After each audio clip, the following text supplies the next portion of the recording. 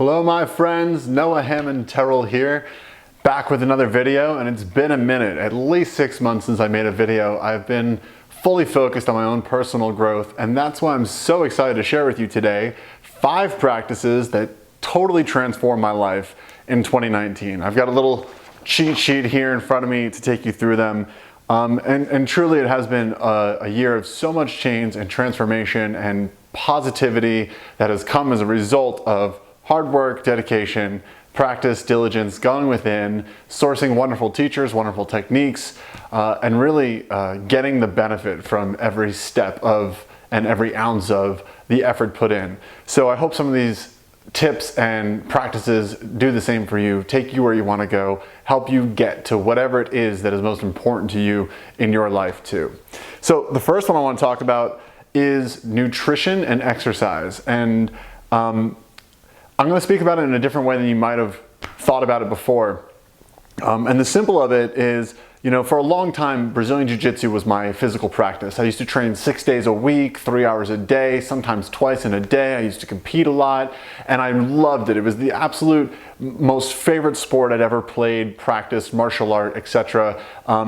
And then as I really started getting heavy into the spiritual path around 2011, 2012, my practice of Brazilian Jiu-Jitsu started to fade more and more. As I started spending 2 to 3 hours a day meditating every day, it became sort of like I didn't have the time to continue with BJJ. And it was something that I loved so much, but it was falling off out of my life, and I didn't really know what to replace it. So I went through a few years that I would call like a dark time, where I didn't really have a steady practice, a physical practice in my world. I was just continuing with my meditation.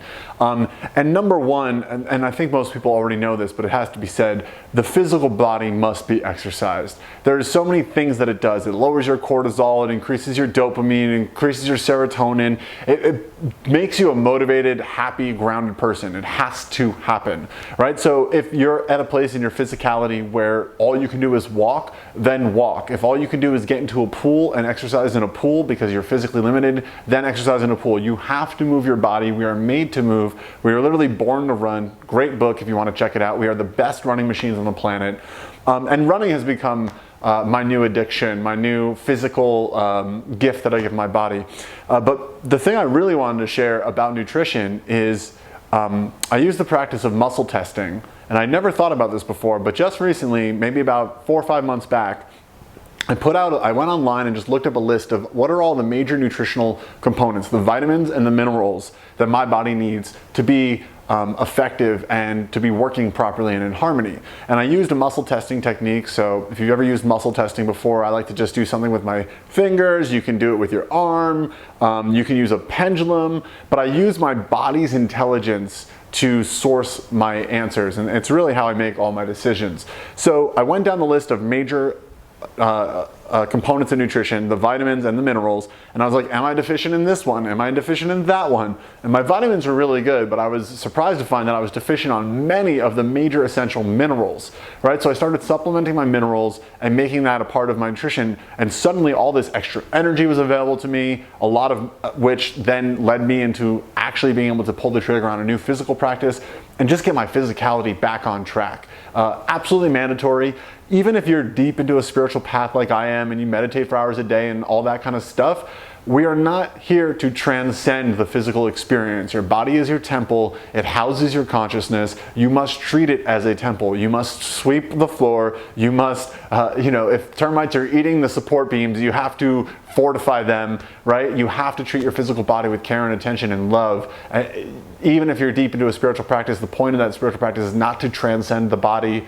It is to go so far into self that you transcend self, if that makes any sense. So number one, absolutely, it's about making sure that you are effectively supplementing and getting the building blocks of health, vitamins, minerals, and your macros, obviously, the right proper amount of carbs, of fat, of protein, but we're not going to get into that right now. Second thing I want to share, a tool called tapping. You've probably heard of it, emotional freedom technique. I've heard about this tool for about a decade. I always thought, like, what is this thing people are doing? They look like they're crazy. They're tapping on these points. Like, that looks like foo-foo stuff to me. But it's not. It's based on science. It's based on traditional Eastern medicine and philosophy with the whole meridian system and everything that acupuncture, acupressure is all based on. It's based on that. And there's these different points throughout your body that you can tap on to send electrical signals down.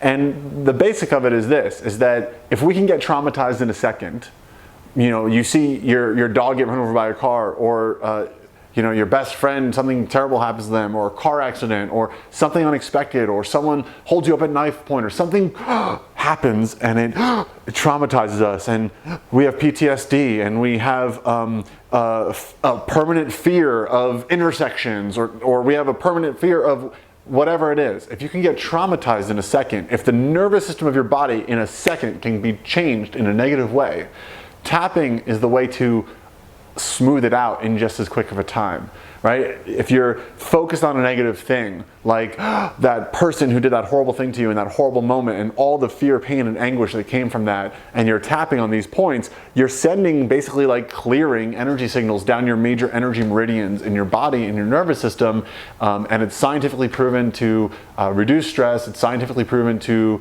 reduce the stress responses of the body, and from my own experience, tapping is, you know, when you're doing an affirmation and you're looking in the mirror and you're like, I am powerful, right? And even if 95% of you is on board, another 5% of you is like, bullshit, you suck, right? Or like, I love myself. And part of you is like, yeah, but you also hate yourself, right? That little part of you that feels inauthentic when you're doing an affirmation, what that is, in my experience, is it's the part of your nervous system that is still holding on to the energetics of the opposite, right? So if I've been spending my whole life secretly hating myself and doing self-loathing things, and then I suddenly decide I want to change that, that's great and that's amazing. And when I look in the mirror and tell myself I love myself after a lifetime of subconsciously sending myself the signals that I don't, there's a part of my nervous system that knows that what I'm saying is inherently inauthentic and not true.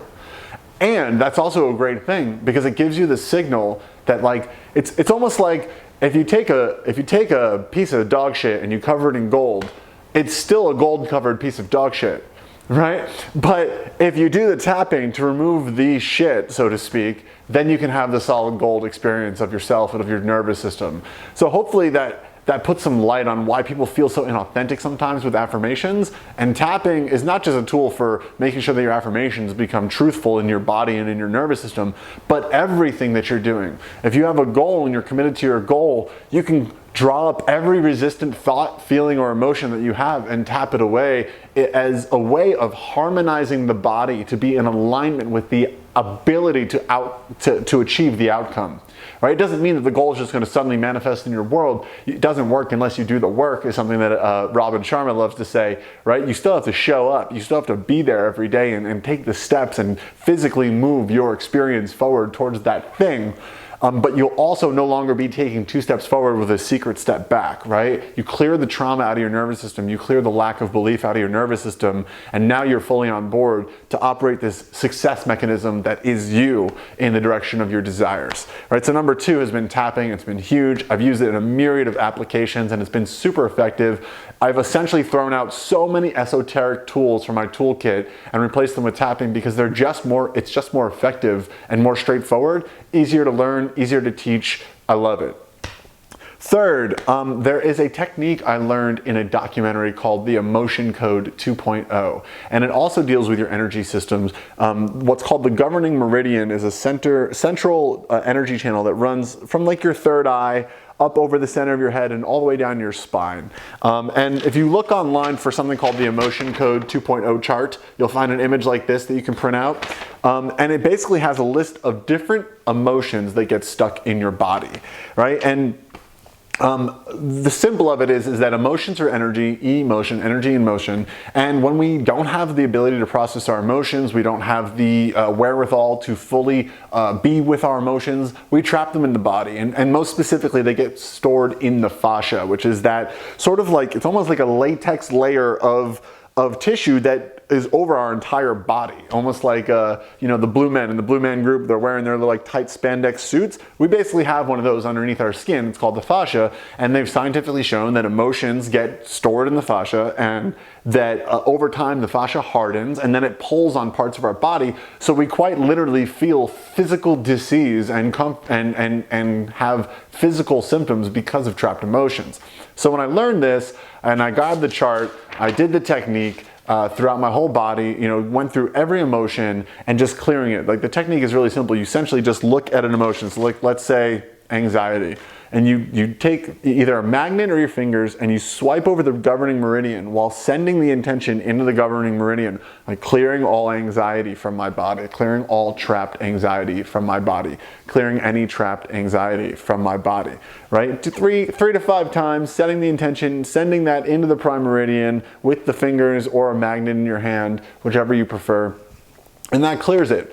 And the coolest thing happened when I did this. I geeked out. I sat down. I cleared every emotion on the chart from my body. You know, I found shock in my lower back from like when I broke my back in high school football, and I found you know, just all kinds of things. And the coolest thing happened. The next morning, I woke up and this baseline of tension that was in my body was gone, and I didn't realize it. But this tension in my back that I didn't really know what was extra, you know, I just had become so accustomed to living with it. It was gone. And you know, for years at this point, probably for 8 years prior to this moment, it was mandatory that when I got up out of bed, I had this like morning body movement routine that involved like 3 sun salutations and several other things, just to get my body feeling like awake and around, you know, alive for the day. And I still do that often, but it was no longer mandatory. Like, my body just feels good. And that shift really came after using the Emotion 2.0 clearing the trapped emotions in my body technique. And the cool thing is, I check in every once in a while, like, hey, are there any trapped emotions in my body? I use a little muscle testing technique, and I get a no. So it's a long-lasting technique. I highly recommend that you just go in and go down the chart and clear every trapped emotion that could possibly be in your body, because it's a tangible thing. It is impacting you, and you know, with whatever you got is how you create your reality, right? The reality around you is really a reflection of the reality within you. So especially if you've done things like I have, like played rugby, played football, done martial arts, if you've been in high impact situations, high tension situations, you know, our body stores a lot of things. And so if we have a lot of an experience of fighting in the world trapped in our body, we might then be magnetizing to us an experience of life as a fight. And I personally don't want my life to be a fight all the time. Sometimes I like it to be flowing and lovely and harmonious, right? So we have to take responsibility for the things that might be stored in our energetics, both through tapping and through this emotion clearing technique. Both have been super helpful for that for me. So the fourth one is a technique I learned from Reverend Iyanla Vanzant. I don't know if I'm saying that right, but from a talk I saw with her, and then a talk I watched with a woman named Anita Moorjani. So Anita Moorjani, she had a death experience. She went to the other side. She was clinically dead for however many minutes. And while she was on the other side of the veil, so to speak, and out of her body and back into spirit, she had this insight that fear isn't real. That fear is not a real thing. Like, because all there is love, fear isn't real. It's more the absence of love. Another way to think about it would be to think that, like, black is not a color. Black is the absence of all color, right? So fear is not an actual thing. It's the absence of love. And when I combine that with this thing, so that's just a dramatic insight right there alone. One of the biggest pieces of wisdom I've gotten this year, right? Fear is not real. So don't try to address your fears. Try to see where you're lacking love, right? Because love is the solution to your fears. You can't fight something that doesn't exist. You have to call in what's really true, which is love, right? So then Reverend Van Zandt, she had this exercise that was really cool in her talk. She had the whole audience imagine, she said, hey, is there anything in your life that you wish was just different?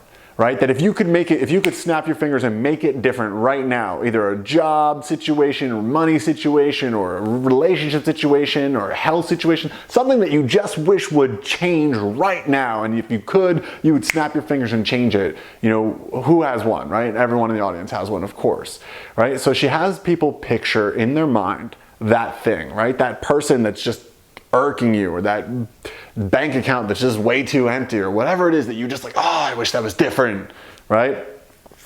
Then she has you imagine in your mind, or call to your mind's attention, something that you just inherently love, right? It could be your dog, or it could be your favorite place to eat, or your favorite place to meditate, or your love, your beloved who just fills you with so much love yourself, or it could be anything that just inherently and easily evokes emotions of love for you, right? And then what she has people do in this visualization process is summon all that love from that thing that you're seeing standing in front of the thing that you hate, that you wish was different, and let it pour over. Let that love pour over and fill up that thing that you wish was different, right? Whatever we resist persists. You've heard this before, right? So whatever we're fearing, we don't need to make it go away. We don't need to hate it. We don't need to ostracize it. We don't need to wish that we could surgically cut it out of our life. We just need to fill it with love.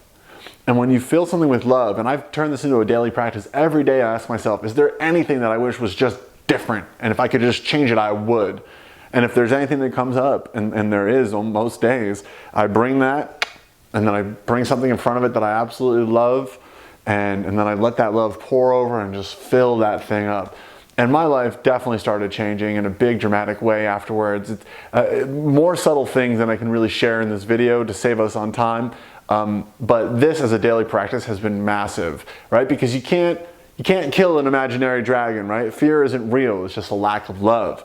So, and everything, we all know, it all starts within and then it creates your life without, right? Every result that you wish you had in your life, there is someone who has that result. So it's not a lack of opportunity out there in the world, it's only a lack of capacity from within. Where are we not loving? Where are we incomplete? Where are we feeling undeserving, not enough, not whole, storing from the past something negative that is replaying in our minds? And that sort of brings me to my fifth practice that has been massively transformational in 2019, living in a 24-hour window.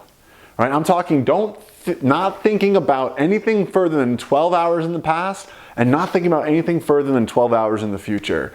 Another thing that Robin Sharma likes to talk about, he calls it day stacking, right? Because a great life is really just the summation of many great days.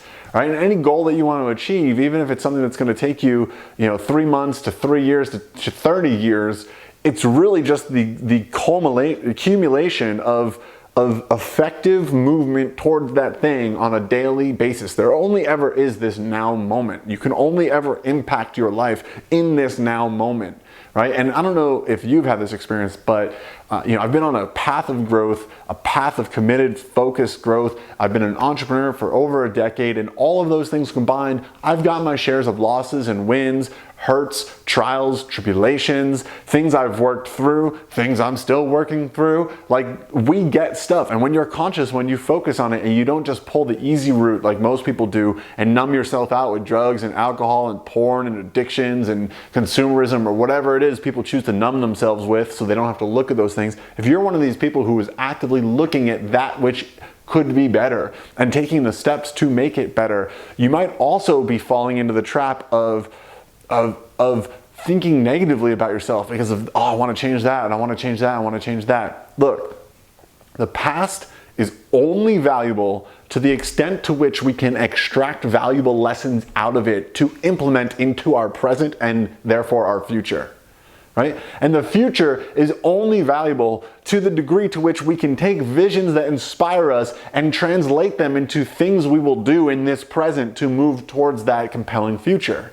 Neither of them are valuable for anything else other than that, right? Because we don't know how this stuff is going to unfold, right? And really what it comes down to, Maxwell Maltz, the guy who wrote Psycho-Cybernetics, one of the great personal development classics, he would call this driving your vehicle. right? When you see someone who's daydreaming, right? They got that 1,000-yard stare, you know what I'm talking about? Where they're just like, nah. That's like driving a car and taking your hands off the wheel, right? You're a machine, you're a human vehicle, that's your vehicle. It's gonna take you where you wanna go, but you gotta keep your hands on the wheel. Where does keeping your hands on the wheel happen? In the present moment, because that's the only place where the driving is actually occurring, right? So it's the present moment experience of who I am right this moment, how I'm feeling right this moment, whether or not I am in alignment with my greatest potential and my highest purpose in this moment. That all happens in this moment, right? So living within a 24-hour window has been super valuable so that you can focus on what you can actually control, which is only ever this now moment, right? And it's so easy in this world of social media to like get sucked off into places that leave you powerless, that have nothing to do with you. That's why I came off social media, honestly, because I was radically committed to making my life be what I want it to be. And I wanted to invest everything into myself, into my locus of control, right here, right now, become my highest self. And it is really paying off. So hopefully that has been helpful for some of you out there. Really, this 24-hour window thing has been so critical. If anything, if you just get that, you know, I've been through some serious challenges. I helped my dad overcome a terminal diagnosis of cancer this year. You know, helped the man get a new lease on life, right? And there was so much negativity and so much potential catastrophe swirling around that this really, it forced me to have to implement this. So if you just take nothing else from this video, that alone can change your life. And hopefully that's been helpful for you guys. If anybody is curious in doing some work with me, I've opened up a couple slots in my coaching program. I'm currently working with married businessmen who really want to take every area of their life to the next level, from your relationships to your health to your spiritual practice to your business and your business growth. You know, it's a combination of digital marketing expertise and personal growth expertise to really have you be the ultimate package. And sorry ladies, but I am committed to working with men right now because frankly there's just so many women and coaches for women out there. And I think that men are being held to a higher standard than ever before, and they need masculine leadership that can take them to their highest potential. So if you're a married businessman who's looking to go to the next level and who's committed to that and who wants support to enact that and put that into your life, check out the links below. And for everybody else, I'll be back making a video here or there. I'm here to inspire. I'm totally focused on an actual CBD and hemp products business that I started in the wake of helping my father get a new lease on life. But I'm doing a little bit of coaching and a little bit of inspiring here because I simply can't help myself. So once again, I'm Noah Hammond-Terrell. Hopefully that was helpful for y'all, and I'll see you again soon. Much love.